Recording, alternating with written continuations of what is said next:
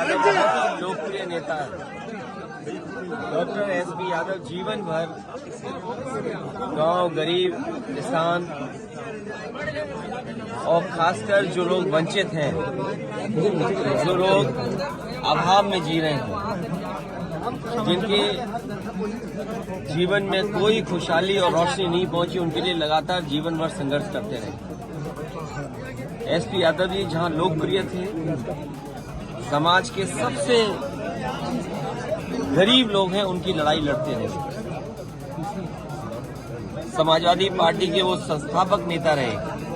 यहाँ की जनता ने कई बार उनको चुनकर के विधानसभा में पहुंचाया। जहां एसपी यादव दुख, दर्द, परेशानी में हमेशा खड़े रहते थे, वहीं तराई के इस क्षेत्र में और आसपास के क्षेत्र में बहुत ही लोकप्रिय नेता रहे। हम लोगों ने उन्हें खोया है। हमारी पार्टी की और इनके परिवार की बहुत क्षति हुई है। इस समय मैं परिवार से मिला हूं और भगवान से यही प्रार्थना करता हूं कि जो दुख उस परिवार पे आया है उसको सहन करने के लिए शक्ति मिले। देखिए, भारतीय जनता पार्टी अपने वोट को न बिखर पाए, इसलिए उन्होंने चलते चलते ये सम्मान देने का काम किया। अगले दिन इंडिया गठबंधन को लेकर भाजपा तंज कस रही है कि आप लोग दूल्हा अभी नहीं डिसाइड कर पा रहे कौन होगा। सीट शेयरिंग को लेकर भी कांग्रेस नाराज है। बीजेपी को चिंता इस बात की करनी चाहिए कि उनके सांसदों की परफॉर्मेंस क्या है। यहाँ तो मान लीजिए गठबंधन के सांसद जीते थे, लेकिन उत्तर प्रदेश की सरकार उनकी रही, दिल्ली की सरकार उनकी रही। लखनऊ से चलकर के मैं बलरामपुर आया और मैं नीचे नीचे देखते आया कि अगर कहीं भी उन्होंने कोई कारखाना लगवाया हो तो बता दें हमें। जो आरोप समाजवादियों पे लगाते थे, अरे डबल इंजन की सरकार, और इन्वेस्टमेंट कितना, 40 लाख करोड़। अभी जो आपने गवर्नेंस स्पीच में पढ़ा होगा, 40 लाख करोड़ का अगर इन्वेस्टमेंट यूपी में आ रहा है तो बलरामपुर में निवेश क्यों नहीं आ रहा, गोंडा में निवेश क्यों नहीं पहुंचा? और इतने बड़े पैमाने पे जो बेरोजगारी है, इसका जवाब क्या है उनके पास? महंगाई का जवाब क्या है उनके पास? तो बीजेपी को चिंता करनी चाहिए। उनका सब सांसद इस संकट में है कि कहीं उनकी टिकट तो नहीं कट रही है। और जो हमें जानकारी मिली थी, मैंने पहले भी कहा, फिर दोहराता हूं उस बात को, कि सभी सांसदों की उनकी टिकट कटने जा रही है। जो एक सांसद हैं वो सीट बदलना चाहते हैं। राम मंदिर का उद्घाटन हो रहा था, वहाँ पे 72 SC ST OBC को लगभग 5 अरब रुपए का जमीन घोटाला हो गया, उनको मुआवजा तक नहीं मिला। मैं अपने पत्रकार साथी का धन्यवाद दूंगा। मैंने कई बार ये कहा कि अगर कोई पुण्य काम होने जा रहा हो, कोई बहुत बड़ा काम होने जा रहा हो और पीडीए के लोग दुखी हों, 90% आबादी वाले लोग दुखी हों, तो ऐसे पुण्य काम में उनको भी कम से कम भला होता।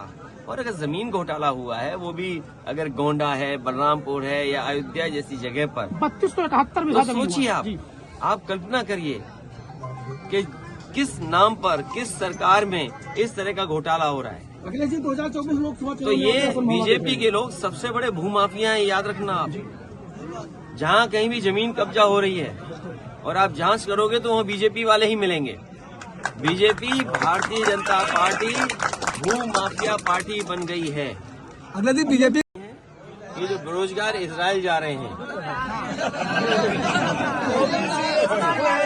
ये जो बेरोजगार इजराइल जा रहे हैं और जो बेरोजगार इजराइल जा रहे हैं और जो अग्निवीर के लोग कपड़े उतार के आंदोलन कर रहे हैं, इनसे कैसे बीजेपी बच पाएगी?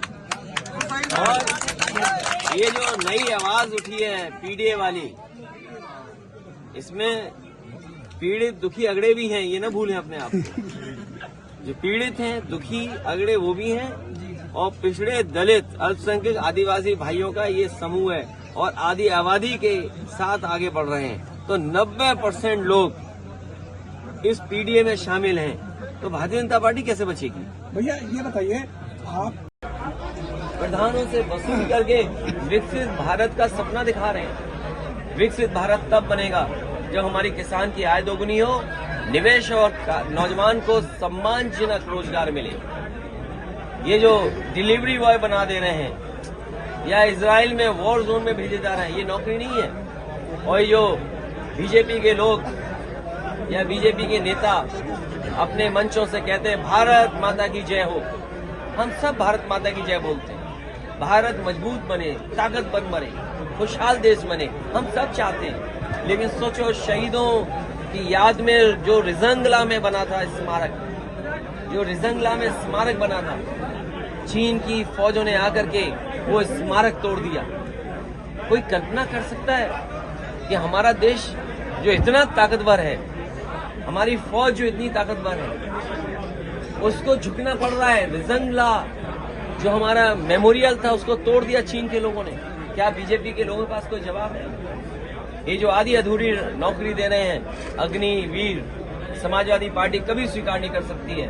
अपने नौजवानों को हम कहेंगे कि समाजवादियों को जिताइए, अग्निवीर व्यवस्था को खत्म करने का काम करेंगे। जैसे पहली सम्मानजनक और सम्मान के साथ वर्दी पहनता था नौजवान, उसी तरह फौज की नौकरी देकर के उनको वर्दी बनाने का काम होगा। लगता है इनकी सरकार में कानून व्यवस्था जीरो हो गई, इनकी जीरो टॉलरेंस की पॉलिसी जीरो हो गई। और अस्पताल का हाल तो ये है, मुझे याद है एक रात में लगभग 11 सवा 11 बजे जग रहा था और इसी गोंडा की एक खबर मैंने देखी टीवी पर जो चली, एक श्रीवास्तव परिवार, उसके परिवार के सदस्य डॉक्टरों से लड़ रहे हैं और डॉक्टरों से ये कह रहे हैं कि तुमने इंजेक्शन लगा दिया मेरी परिवार के सदस्य जिसकी जान चली गई, वो गर्भवती महिला की। वो दिन और आज का दिन, बताओ स्वास्थ्य व्यवस्थाएं क्या है, बच्चों की कितनी जान जा रही है। अगर कोई गर्भवती महिला है, कोई पीड़ित है, बीमार है, क्या इलाज संभव है? और फिर भ्रष्टाचार का क्या बोलना। मैंने तो सदन में कहा, पहले भी कहा, फिर कहता हूं, प्रेस के साथियों से भी कहा और मैं फिर कहता हूं कि आज उत्तर प्रदेश में सबसे बड़ा भूमाफिया कोई है तो भारतीय जनता पार्टी के तमाम नेता भूमाफियाओं का काम कर रहे हैं, जमीनें कब्जा कर रहे हैं। और दुख बोलूं, खुशी बोलूं या जीरो टॉलरेंस पॉलिसी को याद करूं, अभी कुछ दिन पहले मुख्यमंत्री जी गोरखपुर गए थे और गोरखपुर जाकर के उन्होंने कहा कि भूमाफियाओं पे लगाम लगनी चाहिए।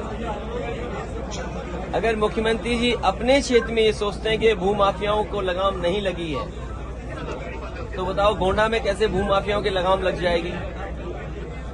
क्या भूमाफियाओं का जो नारा दे रहे हैं जीरो टॉलरेंस का, क्या जो जमीन कब्जा रहे उन्हें ये सरकार छू भी पाएगी क्या? और फिर अगर इतनी साफ सुथरी है, अगर ये वाकई मर्यादित हैं, आदर्श जीवन के रास्ते पे चलते हैं, तो सार्वजनिक क्यों नहीं करते रजिस्ट्रियां? गोंडा की रजिस्ट्री कर दो, सार्वजनिक। सबसे ज्यादा जमीनें किसने खरीदी हैं? अयोध्या की सार्वजनिक कर दें कि रजिस्ट्रियां किसने की हैं? इतने बड़े घोटाले। और जब पुण्य काम हो रहा हो उस समय गरीबों को तकलीफ और परेशानी दी जाए। ये लोग कहते हैं नौकरी मिल गई, रोजगार मिल गए। अभी आपने देखा रोजगार के नए अवसर, लोग इजराइल जा रहे हैं, लाइन लगी है इजराइल में जाने के लिए।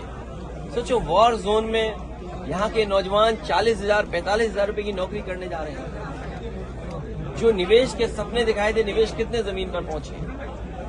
हमारे किसान की क्या आय दोगुनी हो गई? ये प्रधान और हमारे पत्रकार जानते होंगे।